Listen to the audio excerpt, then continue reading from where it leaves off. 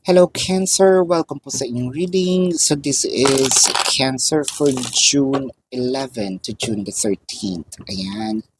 Cancer, para po sa mga bago, don't forget to click the subscribe button.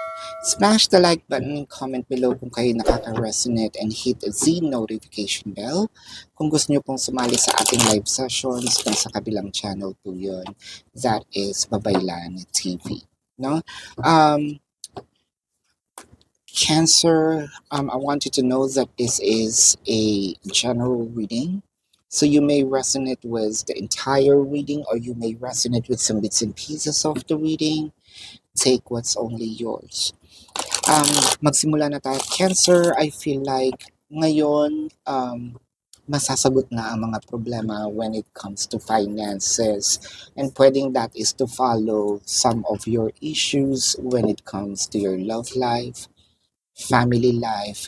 I think na Cancer, it rooted from kaya tayo medyo stressed lately, no? Kumbaga, lahat na damay na, no? Lahat na, sabihin natin, naglabo-labo na, no? Things piled up because of financial issues.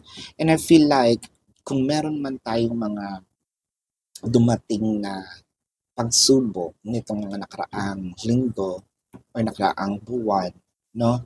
Um, Ito yung time na ibabalance niya na lahat. Kung nagkaroon tayo ng mga pagkakabayaran, mababayaran natin, no? And I feel like ito yung time na sasabihin mo na, blessed pa rin naman pala ako. No? With the Six of Pentacles, the Knight of Wands, and the Ten of Cups, kailangan ko lang butt in ng panandalian ito, no? I know most of you are here for romantic reading, pero dun sa mga naghahanap ng trabaho, I want you to know this is the solution, no? And this might be the answer to your issues of when it comes to looking for a greener pasture or looking for a job. Cancer, I also would love to tell you na kung meron man na taong nang iwan sa iyo sa ere, whether it is romantic or not, I feel like this person is going to pay back all their shortcomings with you, for you, no? Dito mo mararamdaman na, medyo mahal pa rin ako ng taong, no? Na kahit papaano, may konsensya pala siya. And I feel like, makikita mo naman yung buhos ng attention, affection, and yung investment, no? Nitong taong ito para sa iyo. With the Hierophant and the Nine of Swords in here, I think nung nagkaroon kayo ng separations, whether it is physical or energetic, itong taong ito medyo na-stress. Katulad ng stress na nangyari sa'yo, no? Kasi nga no, nagkahiwalay kayo. And I feel like this person wanted to apologize, no? For all their shortcomings. The Six of Cups and the Death card, sising-sisi na siya, namimiss ka na niya. And I feel like this person would love to ask for another chance. That I'm not sure of kung ito ba ay yung second chance, or I don't know how many chances you actually gave this person. And I feel like this time, sobrang seryoso na nito. Kung hindi man, well, I feel like meron ka rin naman problema when it comes to finances. Pero kung siya, I feel like ibubuhos din naman niya sa iyo ngayon at talagang mabawi siya. With the 10 of Wands and your Justice, I feel like madaming binigay sa iyo. Let's say, nabigat, pasakit itong taong ito.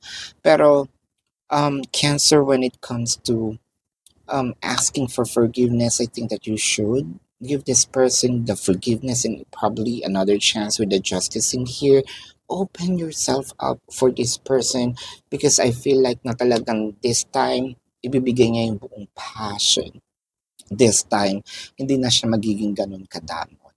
No, I also want to bat this in, lalo na doon sa mga, let's say, those who were incarcerated or nakakulong, no? I feel like dahil sa mga nangyari sa buhay nila, babalik sila with a lot of learnings and a lot of maturity. And I feel like, nagtino naman sila. No? Hindi na nila gagawin yung mga dating ginagawa nila. And their inspiration is you. No? Gusto ka talaga nilang makita, makasama. And I feel like dahil sa mga nangyari, dahil sa paghihiwalay ninyo, doon niya napagtanto kung gaano kahalaga si Cancer sa buhay niya. Ayan. So this is your reading for now, Cancer. Let's check the zodiac sign of your person. Now, this could be their sun sign or this could be a placement in their chart. I'm seeing Leo, Sagittarius, Libra, Scorpio, Pisces, Taurus, Sagittarius, Cancer, no? Virgo. Yan. So this is your reading, Cancer. So again, for those of you who's new to the channel, don't forget to click the subscribe button, smash the like button, and comment below kung kayo nakaka-resonate. Please hit the notification bell para po ma-notify kayo every time na tayo po ay nagre-release ng bagong video. And pwede naman din po kayong magtanong sa comment section, no? As long as the question is answerable by yes or no. Kung gusto niyo po ng dalawang reading sa akin, sa kabilang channel po, Babaylan TV, nagla-live din po tayo doon, no? Kung feeling nyo hindi kayo masasatisfy sa yes or no na sagot, well then, meron po tayo sa description box ng video na ito. No, either you have to click the link or copy the link. Meron po tayo, you will be routed to my website, no? Meron po tayong discounted price for 4 questions plus 1. Or if you want to book a private reading, na doon din po yung sa description box. Pakibasa na lang po mabuti. Love and light. Namaste. See you po sa susunod na reading. Paalam, Cancer. Goodbye.